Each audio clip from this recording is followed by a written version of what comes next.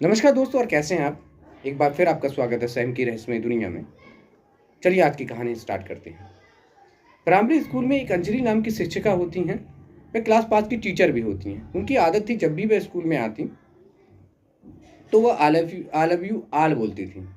मैं जानती थी कि वे झूठ बोल रही हैं, क्योंकि सभी बच्चों से वे एक जैसा प्यार नहीं कर सकते।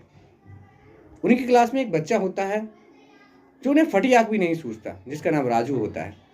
राजू जब स्कूल आता था तो उसके कपड़े गंदे होते, पैर में जो जूते होते उनके मोजे खुले होते, और साथ में उसके बाल बिखरे होते। मैडम उससे चिढ़ने लगी थी। मैडम को ऐसा लगता था कि ये बच्चा, इसके अंदर ये पत्थर की मूर्ति है, इसके अंदर कोई जान नहीं है। मैं हमेशा उस पर व्यंग व्यंग कसती, हमेशा डांटना फटकारना ये उनकी आदत बन चुकी थी। अब जैसे ही भी क्लास में एंटर होती तो राजू को डांटना स्टार्ट कर देती। हर बुरे एग्जाम्पल पर राजू पर दिए जाने लगे। राजू अपनी गर्दन को झुका लेता जब भी, और उसके सहपाठी उस पर हंसने लगते। ये हर दिन की प्रक्रिया थी। उन्हें उसका अपमान करने के बाद इतना अच्छा लगता था कि उनकी आत्मसंतुष्टि हो जाती थी कि हाँ, मैंने बहुत अच्छा कोई काम कर लिया है। समय बीतता रहा। अब राजू की प्रगति रिपोर्ट बनाने की बारी आई तो उन्होंने राजू के बारे में सब गलत बातें लिखी। ये मैडम की आदत थी, जब भी वह घर वालों को प्रगति रिपोर्ट दिखाती थी उससे पहले एक बार हेडमास्टर को वो जरूर दिखाया करती थी। जब वह हेडमास्टर को वो रिपोर्ट दिखाने गई तो उन्होंने देखा, हेडमास्टर जी ने जब बाद में उस रिपोर्ट को देखा तो उन्होंने मैडम को बुलाया कि मैडम, आपने राजू के बारे में, प्रगति के बारे में तो कुछ नहीं लिखा। तो उन्होंने कहा कि मैम, सर, राजू बहुत अपशिष्ट और निकम्मा बच्चा है, मैं इसके बारे में कुछ नहीं लिख सकती। इतना कहने के बाद मैडम गुस्से बड़े लिहाजे में प्रिंसिपल हेडमास्टर की क्लास से बाहर, कमरे से बाहर आती हैं, रूम से बाहर आती हैं और क्लास में चली जाती हैं। आज तो छुट्टी हो गई थी। हेडमास्टर जी बैठे बैठे सोचने लगे। अगले दिन उनके मन में विचार आया। उन्होंने चपरासी को बुलाया और राजू की पिछले साल की जो प्रोग्रेस रिपोर्ट थी उसकी कॉपी मैडम की डेस्क पर रख दी। मैडम अगले दिन क्लास में एंटर हुई तो उन्होंने देखा, खोला तो देखा राजू की प्रगति रिपोर्ट है। उन्होंने बड़ी उत्सुकता से उसको खोला, क्योंकि उन्हें विश्वास था कि राजू ने ऐसे ही गुल पिछली कक्षाओं में खिलाए होंगे। जब उन्होंने कक्षा 3 की रिपोर्ट को ओपन किया, खोला, तो उन्होंने देखा उसमें पहली लाइन लिखी हुई थी, राजू जैसा प्रतिष्ठ बुद्धिमान बच्चा मैंने आज तक नहीं देखा। ये पढ़ने में बहुत तेज है, ये अपने शिक्षकों दोस्तों के प्रति बहुत अच्छा व्यवहार रखता है। उसके बाद उन्होंने कक्षा 4 की रिपोर्ट को ओपन किया तो उसमें लिखा था, राजू इस क्लास में फर्स्ट आया है। राजू की माँ बीमार है, जिससे राजू का सारा ध्यान उन पर चला गया। राजू के जीवन का रंग और चैन उड़ गया है। राजू अपनी माँ से बहुत प्यार करता है, उसकी देखभाल करने वाला कोई नहीं है। फिर नीचे लिखा था, अब राजू की माँ इस दुनिया में नहीं है, राजू अकेला है और अब हमें उसको बचाने की जिम्मेदारी है। इससे पहले कि बहुत देर हो जाए, राजू को बचाना होगा। मैडम ने जब ये सुना तो उनकी आंखों से आंसू बहने लगे। उन्होंने अपने आप को संभाला और अपनी धोती से आंसू को पोंछा। इस दिन वह रोते हुए और सोचते हुए घर को चली गई। अगले दिन हर दिन की तरह जैसे ही क्लास में एंटर हुई तो उन्होंने फिर वही बोला, आई लव यू आल। लेकिन वह जानती थी आज भी वह झूठ बोल रही, क्योंकि आज राजू के प्रति जो उनका प्यार था वो किसी और बच्चे से कहीं ज़्यादा था। इस बार उन्होंने रोज की तरह फिर वही क्वेश्चन किए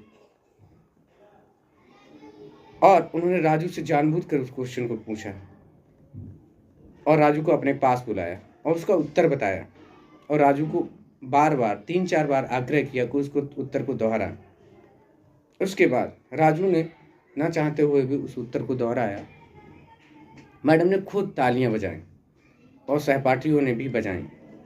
इस तरह से धीरे धीरे अब राजू सुधरने लगा और उस सन्नाटे की कब्र को फाड़कर वापस आने लगा।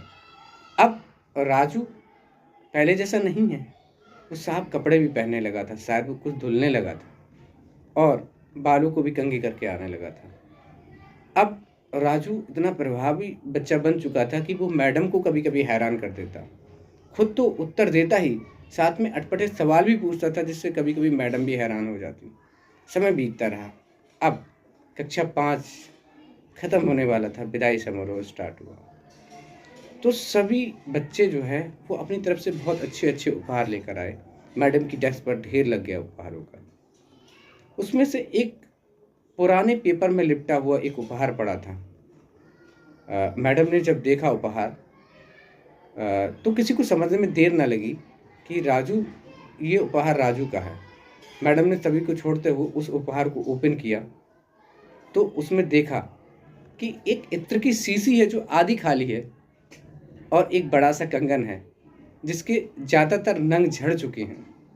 मैडम ने आधी शीशी को अपने ऊपर छिड़का और उस कंगन को फटाफट हाथ में पहन लिया। ये देखकर सभी बच्चे हैरान थे कि मैडम ने इतने अच्छे अच्छे उपहारों को छोड़कर और राजू का उपहार लिया। कुछ नहीं, थोड़ा समय बीता। राजू उनके पास आया और तोतली आवाज में बोला, मैम, आज आप में से मेरी माँ जैसी खुशबू आ रही है। मैडम ने उसे जोर से कस के गले लगाया और एक बार फिर मैडम की आंखों से आंसू आने लगे। धीरे धीरे समय बीतता रहा। राजू अब दूसरे स्कूल में एडमिशन लेने जा चुका था, लेकिन राजू की आदत थी कि अब राजू उन्हें एक पत्र, हर साल के अंत में एक पत्र भेजता था जिसमें लिखा होता, मैडम, मुझे बहुत सारे टीचर क्लास में मिले लेकिन आप जैसा कोई टीचर नहीं मिला। ये सिलसिला लगातार चलता रहा कई सालों तक। राजू की अब पढ़ाई भी खत्म होने वाली थी, इधर पत्रों का सिलसिला भी खत्म हो गया। एक दिन मैडम बैठी हुई थी कमरे में और उन्होंने अपना लैपटॉप ओपन किया तो उसमें देखा कि उसमें एक मेल पड़ा हुआ है। उन्होंने फटाफट उस मेल को खोला। उसमें लिखा था, प्रिय मैम, मेरी शादी इस महीने के अंत में है और आपको ज़रूर आना होगा। आपके बगैर मैं शादी नहीं करूँगा। मैडम ने उस मेल को देखा तो उन्होंने अपने हस्बैंड से उसकी अनुमति ली और उसमें आने जाने का टिकट भी था विमान का। उसके बाद मैडम जो है तय तारीख पर वहाँ पहुँचती हैं, लेकिन मैडम देर हो चुकी थी। इधर राजू उनका इंतज़ार कर रहा था। सभी लोग हैरान थे कि राजू, शहर के सारे बिजनेसमैन, सारे डॉक्टर्स, सभी लोग वहाँ उपस्थित थे। राजू किसका इंतज़ार कर रहा है? मैं मंडप की जगह बार बार गेट पर टकटकी लगाया था। सब लोग पूछ रहे थे कि अब कितनी देरी है। राजू शादी नहीं कर रहा था। बहुत समय बीत चुका था और उसके बाद उसने देखा कि मैडम की एंट्री होती है। राजू भागते भागते वहाँ जाता है और मैडम का हाथ पकड़ता है और सीधे मंच पे लेके जाता है और बोलता है कि आप बोलते थे ना कि मैं अपनी माँ से आपको ज़रूर मिलाऊंगा। देखो, ये मेरी माँ है, इनसे मिलिए। और इतना कहने के बाद में राजू उनके पैर छूता है और गले लगता है। दोस्तों, कहानी तो बस इतनी ही थी, लेकिन मुझे उम्मीद है ये कहानी आपको ज़रूर पसंद आई होगी। आज के लिए बस इतना ही। कल फिर मिलेंगे। धन्यवाद दोस्तों।